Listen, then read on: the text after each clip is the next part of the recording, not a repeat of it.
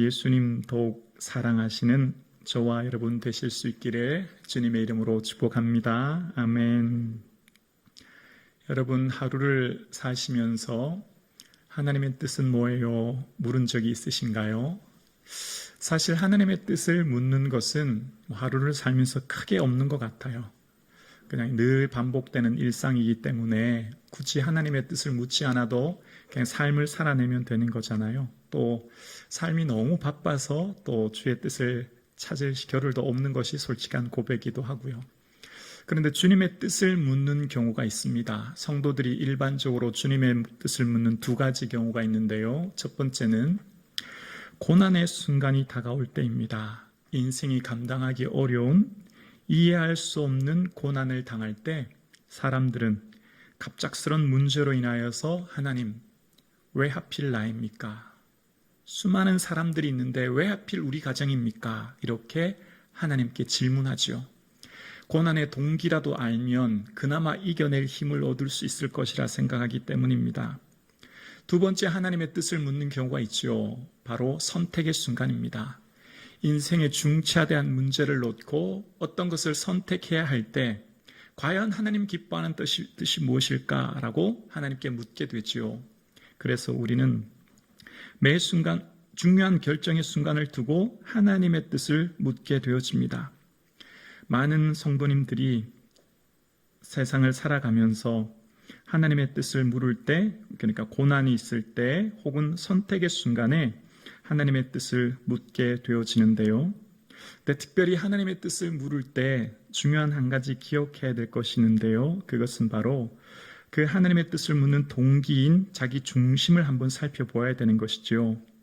그러니까 어떤 뜻을 물을 때 그 뜻을 듣고 순종하기 위한 것인지, 그러니까 하나님의 뜻을 말씀하시면 내 생각과 조금 상충되고 내 생각과 좀 달라도 그 뜻에 전적으로 순종하며 나아갈 수 있는지, 혹은 그냥 나의 삶을 좀 더 풍요롭게 하고 내 삶을 좀 더 나은 삶을 살기 위해 묻는지를 한번 잘 살펴볼 필요가 있는 것입니다. 그러니까 선택의 순간에 자기 중심성이 강한지 예수 그리스도를 중심으로 놓고 선택하는지를 생각할 필요가 있는 거지요. 그래야 주님이 어떤 말씀을 하시더라도 그것이 곧 고난의 길이고 그 가는 길이 곧 좁은 길일지라도 순종할 수 있는 힘을 얻게 되는 것이죠. 많은 현대 그리스도인들이 하나님의 뜻을 물을 때 사실 많이 자신이 모든 것을 결정해놓고 묻는 경우가 참 많아요. 마치 책임 회피하듯이 면피용으로 말입니다. 나는 하나님의 뜻을 물었는데 이렇게 하라고 하셨어 라고 하기 위해서 하는 경우가 참 많거든요. 여러분, 귀에 걸면 귀걸이, 코에 걸면 코걸이라고 하는 이혈령, 비혈령이라는 한자 아십니까? 하나님의 뜻을 내 자기 중심성이 강하면 하나님의 뜻을 뭐든지 내가 유익한 대로, 내가 좋은 대로 결정하고 이제 그것이 하나님의 뜻이다, 이렇게 얘기하는 경우가 참 많아요. 그래서 하나님의 뜻을 물을 때는 늘 그 하나님 말씀하시는 대로 내가 순종하며 나아갈 수 있는지, 그 중심, 그 동기, 그 태도가 예수 그리스도의 중심이 되어지는 삶이 될 때 순종하게 되는 것이죠. 하나님은 우리에게 주님의 뜻을 말씀해 주시고 그 길을 가라고 하실 때 강제로 그 길을 가게 하시는 그런 분이 결코 아닙니다. 하나님이 주님의 일을 맡기시고 그 길을 보내실 때 우리의 선한 동의를 거치지 않고 억압하여 복종하게 하시는 분이 결코 아니거든요. 하나님은 하나님의 영광스러운 그 길을 가게 하실 때 우리의 순종을 말씀하실 때 우리의 동의를 통하여서 온전히 하나님을 신뢰하게 하시고 가게 하시거든요. 자, 오늘 본문의 먼저 결론 부분부터 잠깐 살펴보면 14절에 이런 고백을 많은 사람들이 합니다.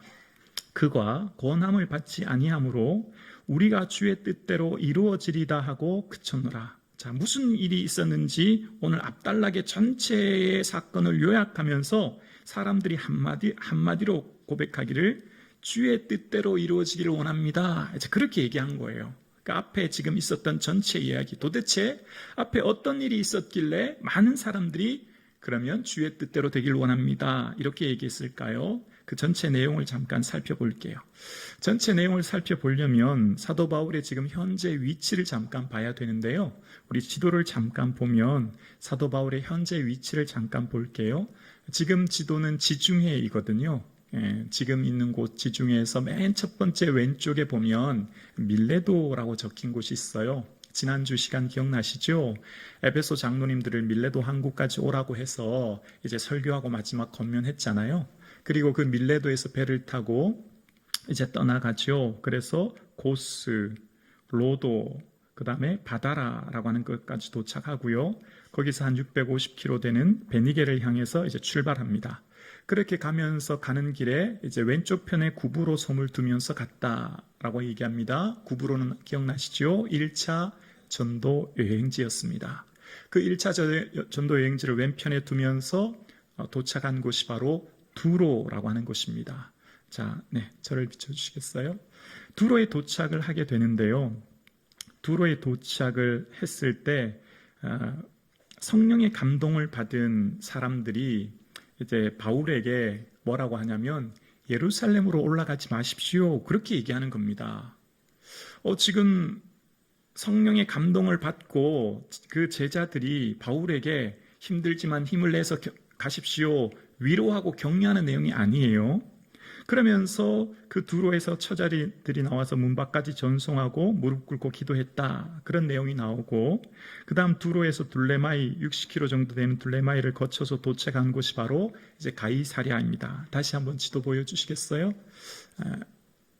가이사랴 맨 아래쪽이죠. 두로, 돌레마이, 가이사랴. 이제 예루살렘에서 가장 가까운 항구인 가이사랴까지 도착하게 된 거예요.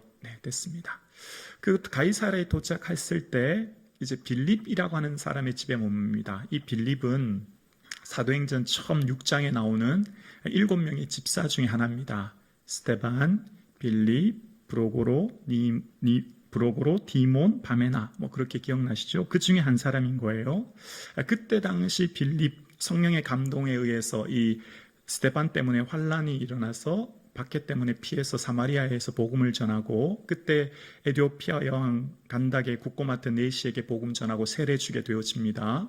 그렇게 주의 사역을 하던 빌립을 이제 이곳 가이사랴에서 만나게 되어집니다. 사실 이전에 바울과 빌립은 좀 서로 상충되는, 서로 좀 어찌 보면 온수시간 같은 관계였거든요. 바울은 예수 믿는 사람 체포하고 구금하고 결박하는 일을 했었고, 그리고 헤어졌으니까 그 뒤부터 빌립을 본 적이 없지요. 근데 오늘 빌립을 만나서 그 집에 머무는 것을 보게 되어서 아마 성령의 인도하심 가운데 이렇게 사랑의 매니또로 하나 되었음을 이제 보게 되어집니다. 자, 그러면서 그 집에 예언하는 딸 4명이 있고, 그 유대로부터, 주로 유대는 예루살렘을 말하거든요. 유대로부터 아가보라고 하는 선지자가 내려와요.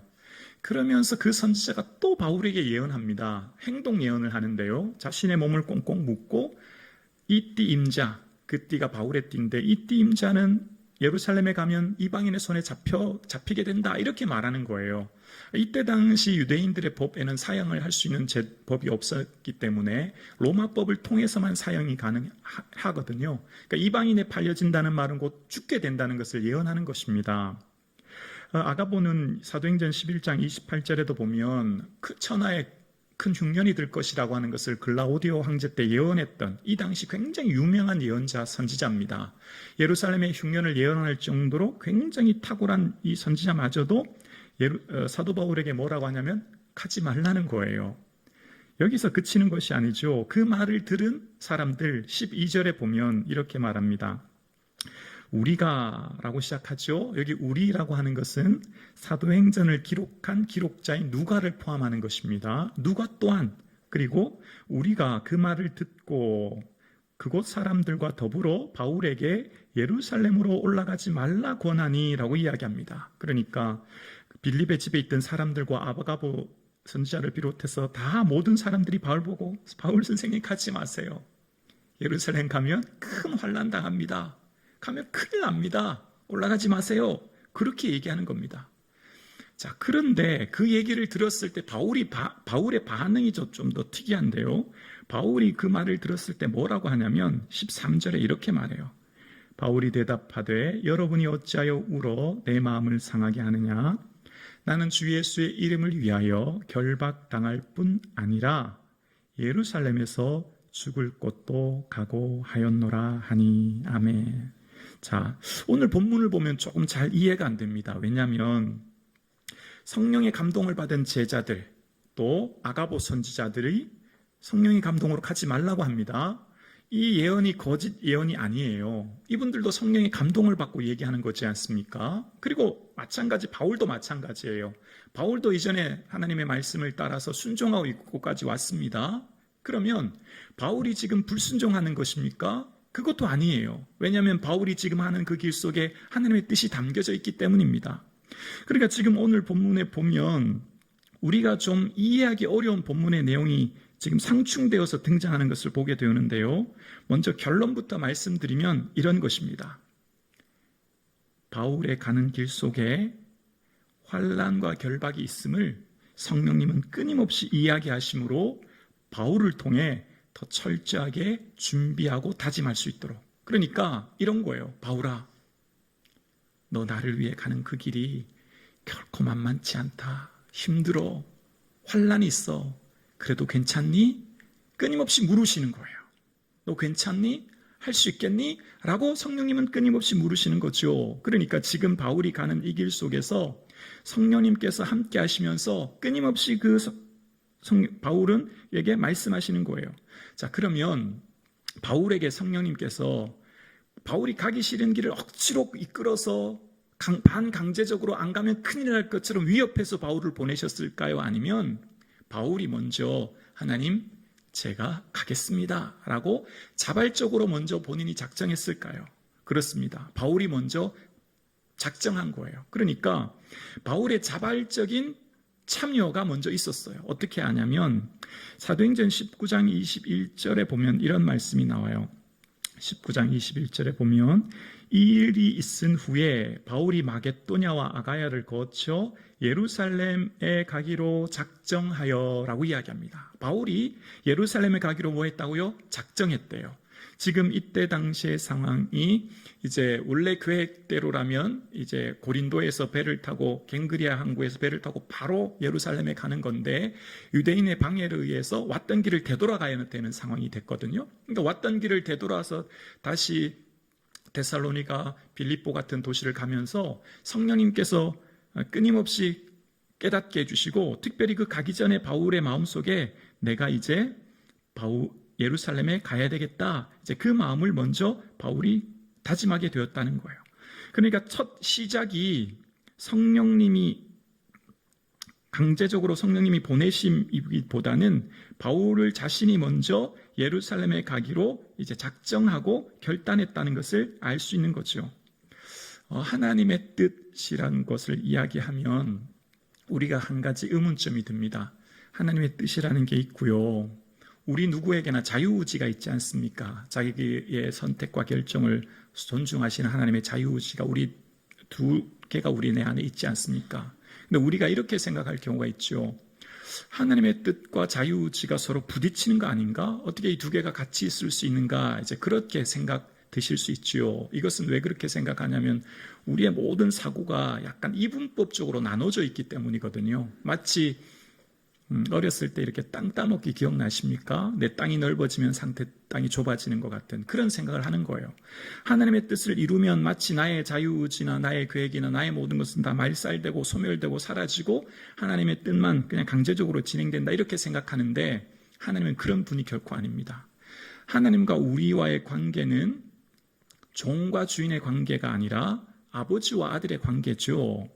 누구보다도 아버지는 아들을 잘 알아요. 아버지의 기질과 특징, 아들이 좋아하는 것, 그리고 아들의 삶의 모든 것을 너무나 잘 알고 있죠. 그 아버지는 아들이 좋아하고 또 좋아하는 모든 것을 알기 때문에 아들이 싫어하는 것을 강제적으로 시키는 그런 아버지는 세상에 없습니다. 다 아들이 좋아하는 것 위주로 또 할 수 있는 것을 맡기죠. 반면 아들은 아버지를 사랑하며 존경합니다. 아버지를 존경하기 때문에 신뢰하죠. 뭘 맡기더라도 다 나에게 유익하도록 나에게 덕이 되도록 선을 이루도록 맡기신 것을 알기 때문에 순종할 수 있는 힘이 있는 거죠. 이 사랑의 관계 속에서 이해할 때만 하나님의 뜻과 자유의지가 이해되는 거예요. 그래서 하나님의 뜻은 머리로 이해할 수 있는 게 아닙니다. 다시요. 하나님의 뜻은 지식을 쌓는다고 알 수 있는 게 결코 아니에요. 하나님의 뜻은 삶으로 살아내야 되는 거예요. 어떻게 살아야 될까요? 순종이라고 하는 첫 발자국을 떼어낼 때 시작되는 거예요. 하나님과 함께하는 동행하는 삶, 그 뜻을 이루는 삶은 내가 잘 이해되지 않고 받아들일 수 없는 것일지라도 순종하고 내가 그 첫 발을 내디딜 때 시작되는 거예요. 그래서 예수님과 함께 예수님이 말씀하신 것처럼 주여 주여라고 외치는 게 아니라 주의 뜻대로 행하는 삶을 통해 알게 되는 것이죠. 그래서 우리의 일상이 하나님의 뜻으로 채워지는 삶을 살려면 내 생각대로가 아니라 이해하고 받아들이기 어렵지만 하나님 말씀하시는 대로 살아낼 때 시작되는 것이죠. 그래서 삶의 모든 순간이 내 삶이 하나님의 뜻으로 채워지는 것입니다. 그리고 우리가 살아가는 일상의 모든 삶의 순간이 반복되지요. 그리고 미래를 향한 새로운 꿈과 비전을 누구나 가지게 되어집니다. 그런데 그 시작점, 그러니까 내가 어떤 계획을 세우고 비전을 세우고 나아갈 때 그 첫 동기가 하나님이신 줄로 믿습니다. 빌립보서 2장 13절에 보면 너희 안에 행하시는 이는 하나님이시니 자기의 기쁘신 뜻을 위하여 너희로 소원을 두고 행하신다라고 이야기합니다. 우리 안에 소원을 주신 분이 하나님이신데 그 씨앗이 하나님을 넣어주셨는데 하나님의 기쁘신 뜻을 위하여 넣어주셨고 그것을 하게 하시는 거예요. 그러니까 내가 이것을 다 이룬 후에 내가 이루었다 교만할 수 있는 사람은 아무도 없는 것이죠. 다 나의 나 된 것은 하나님의 은혜라고 고백할 수밖에 없는 이유가 여기 있습니다.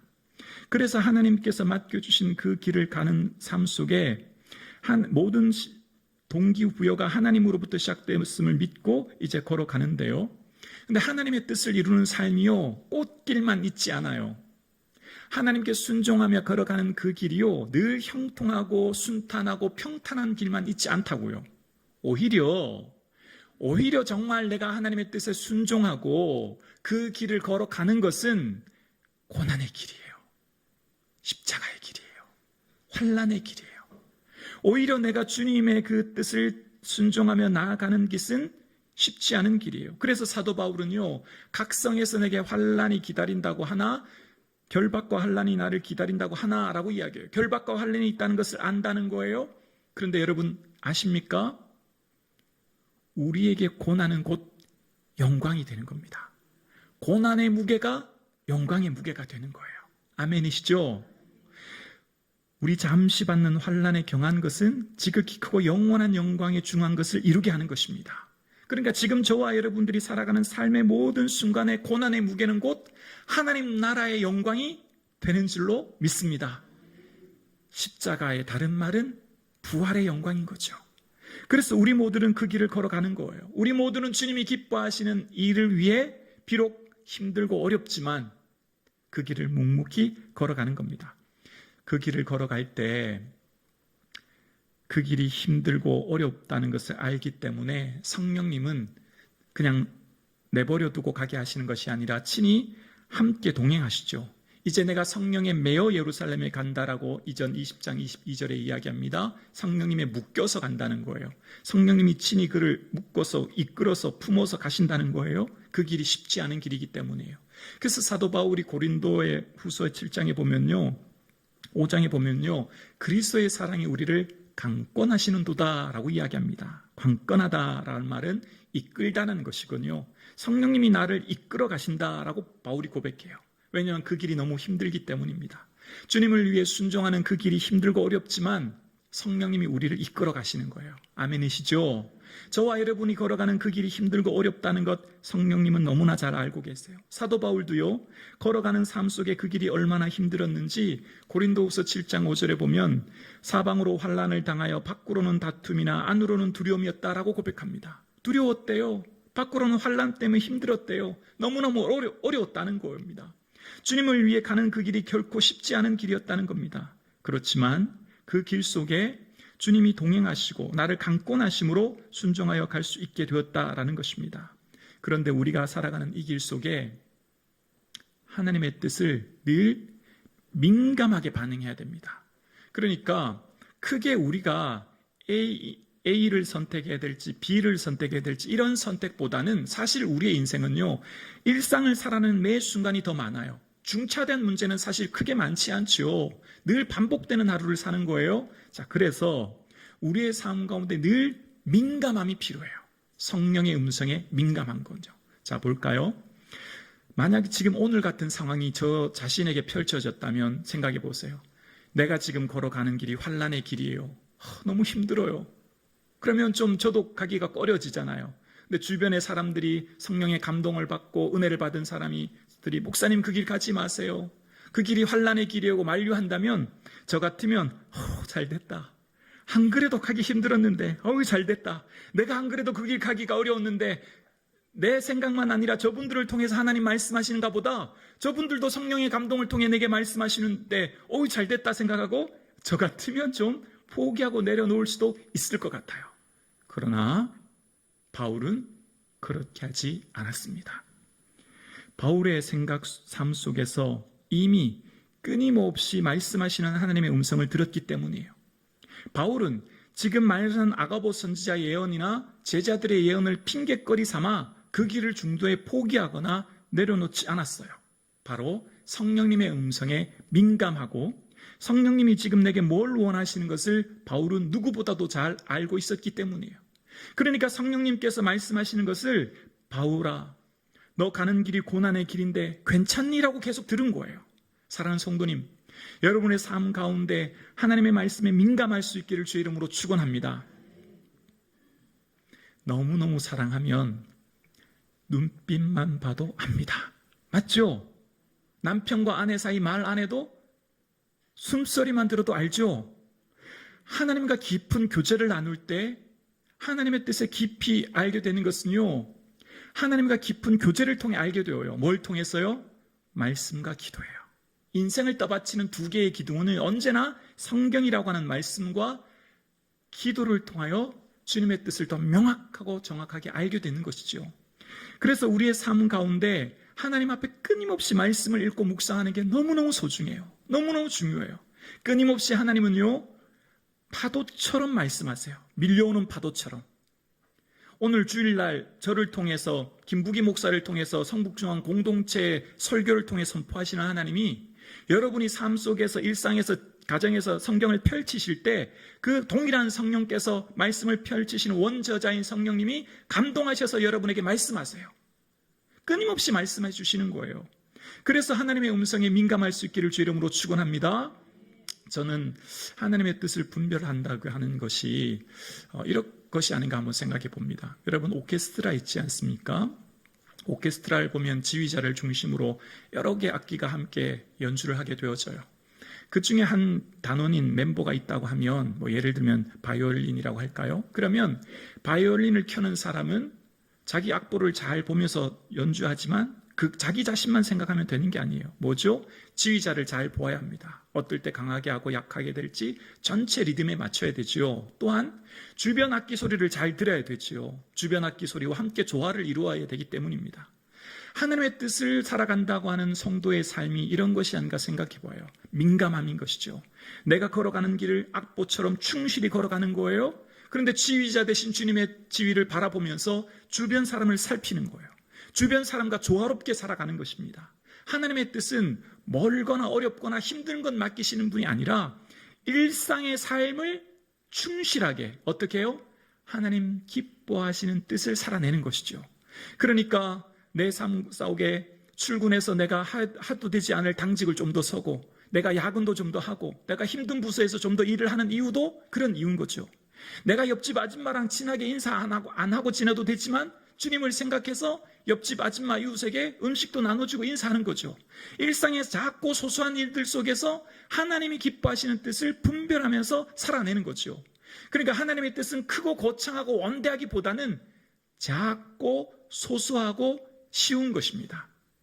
삶의 숨쉬는 순간에 작고 소소한 말 한마디, 이웃을 향한 인사 한번, 출근해서 직장 동료와 상사로부터 나누는 대화로부터 시작되는 것이죠.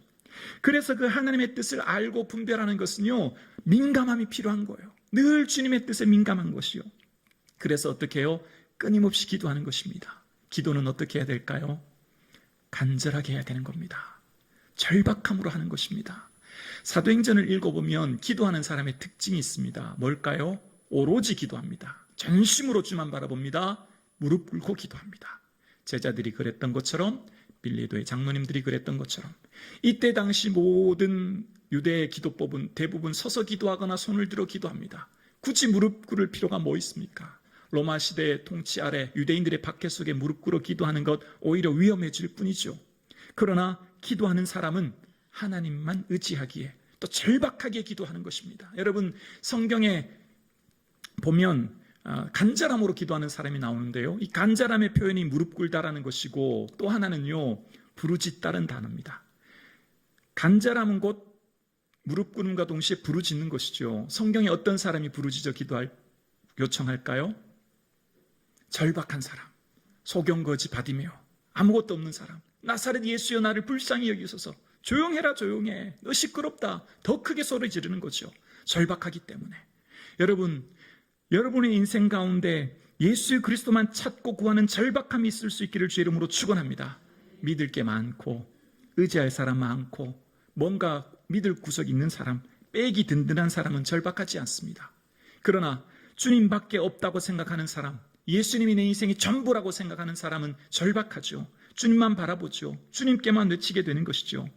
오늘 사랑하는 성북중앙 가족 여러분, 온 마음 다하여 예수님만 의지할 수 있기를 주의 이름으로 축원합니다. 방백들을 의지하지 말며 도울 힘이 없는 인생도 의지하지 말지니 그 호흡이 끊어지면 당일에 그 도모가 소멸하리로다. 야곱의 하나님께 소망을 두는 자는 복이 있도다. 오직 하나님만 의지하고 간절한 마음으로 기도하고 말씀을 살필 수 있기를 주의 이름으로 축원합니다. 그렇게 가는 그 길이 바로 성령이 인도하시는 길이에요. 여러분, 성령은 우리에게 궁극적으로 뭘 원하실까요? 성령님이 충만하면 여러분 제일 먼저 생각되는 게 방언이나 예언이나 은사들이 생각나시죠? 근데 성령님은 궁극적으로 우리에게요, 요구하시는 게 있어요. 성령이 충만하면 어떻게 될까요? 오직 성령이 너에게 임하시면 너희가 권능을 받고 예루살렘과 온 유대와 사마리아와 땅끝까지 이르러 뭐가 된다고요? 증인된대요. 증인이라고 하는 마르티스라는 단어는요, 두 가지 의미가 있어요. 하나는 증인, 하나는 순교자입니다. 성령이 충만하면 순교자의 삶을 산다는 거예요. 성령이 충만하면 내 안에 예수님이 살게 된다는 거예요. 나는 죽고 내 안에 예수 그리스도가 사는 인생으로 산다는 거예요. 인생을 살면서 제일 힘든 게 뭐예요? 자존심 상하는 일 아닐까요? 기분 상하면요, 한국 사람은 천국도 안 간대요. 여러분, 우리 삶 가운데 가장 힘든 게 뭘까요? 자존심 상하는 일이에요. 기분 나쁜 일이에요. 성령 충만하면 내가 죽는 것입니다. 아멘이십니까? 간절히 소원합니다. 간절히 축원합니다. 저부터 우리 온 성북중앙교회 공동체가 성령이 충만하여 나는 죽고 내 안에 예수님 사는 인생 되기를 주의 이름으로 축원합니다. 그래서 바울이 그 길 갈 수 있는 거예요. 주님께서 가신 그 길, 주님 나를 위해 십자가 지셨으니 저도 주님 위해 순교자 되겠습니다. 저도 주님 위해 그 길 가겠습니다. 그 고백하면서 그 길 가는 거죠. 바울이 가는 그 길이 곧 생명의 길인 것을 그는 알았기 때문입니다. 왜요? 천국이 있거든요. 우리에게는 영원한 천국이 있는 줄로 믿습니다. 막연하게 알면 안 돼요, 여러분. 누가 있다더라라고 알면 안 돼요. 추상적으로 알면 안 돼요. 천국과 지옥은 반드시 있습니다. 아멘이십니까? 여러분, 천국과 지옥이 반드시 있습니다. 예수 그리스도를 주로 고백하며 내 인생의 주인 되신 예수 그리스도를 믿고 주님 위해 살아감으로 하나님 나라 천국을 소망하며 오늘을 살 수 있기를 주의 이름으로 축원합니다. 단 한 분의 성도님도 낙오하지 않고 영원한 천국에 이룰 수 있는 그 믿음 가지고 살 수 있기를 주님의 이름으로 축원합니다. 그 길이 비록 환난의 길일지라도, 그 길이 비록 순교자의 길일지라도, 그 길이 비록 십자가의 길일지라도 주를 위해 살아가는 이 길이 영광의 길인 것을 믿고 나아갈 수 있는 저와 여러분 되실 수 있기를 주님의 이름으로 축원합니다.